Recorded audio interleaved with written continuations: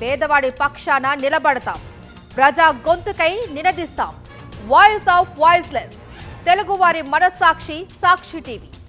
సాక్షి TV ప్రసారాల కోసం మీ స్థానిక cable ఆపరేటర్ను వెంటనే సంప్రదించండి. ఏపీకి వాయుగుండం ముప్పు తప్పింది. పశ్చిమ వాయువ్య దిశలో కదులుతూ వాయుగుండం తీరం దాటేసింది.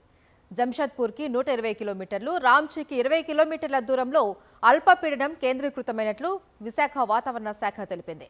శ్రీకాకుళం, విజయనగరం, మన్యం, అల్లూరు జిల్లాలలో భారీ వర్షాలు పడే అవకాశం ఉందని వెల్లడించారు.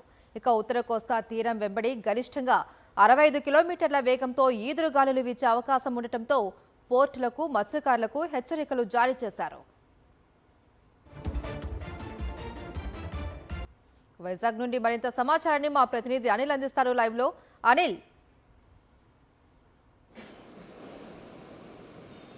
మహేశ్వరి, వాయుగుండం తీరం దాటినప్పటికీ కూడా దాని ప్రభావం మరో 24 గంటల పాటు ఉత్తర కోస్తా జిల్లాలపై ఉండేటువంటి అవకాశం ఉందని వాతావరణ శాఖ అంచనా వేస్తోంది. ఇప్పటికే వాయుగుండం తీరం దాటింది. రాంచీకి 20 కిలోమీటర్ల దూరంలోని జంషెడ్పూర్కి 120 కిలోమీటర్ల దూరంలో ఉన్నట్టుగా వాతావరణ శాఖ అంచనా వేస్తోంది. ఒకసారి మనం విజువల్స్లో చూడొచ్చు. సముద్ర వాతావరణం పూర్తిగా అలజడిగా మారింది. అలలు ఎగసి పడుతున్నటువంటి తీరును కూడా గమనించవచ్చు.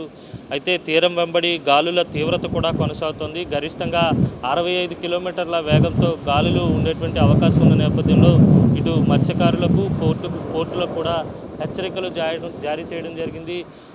ఉత్తర కోస్తాలో ఉన్నటువంటి కళింగపట్నం, భీములపట్నం, అలాగే విశాఖపట్నం, కాకినాడ పోర్టులకు కూడా హెచ్చరికలు జారీ చేయడం జరిగింది. 3వ నెంబర్ ప్రమాద హెచ్చరికను వాతావరణ శాఖ జారీ చేసింది. రానున్నటువంటి 24 గంటల్లో ఇటు శ్రీకాకుళం, విజయనగరం, మన్యం, అల్లూరు జిల్లాల్లో భారీ వర్షపాతం నమోదయ్యేటువంటి అవకాశం ఉంటుంది.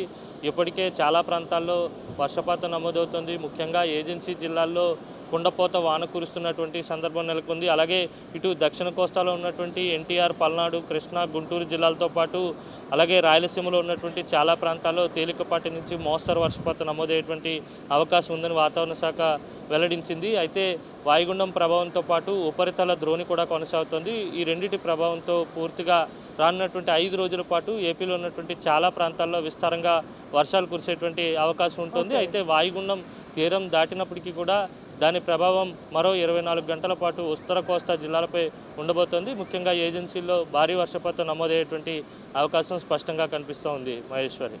Right, thank you Anil.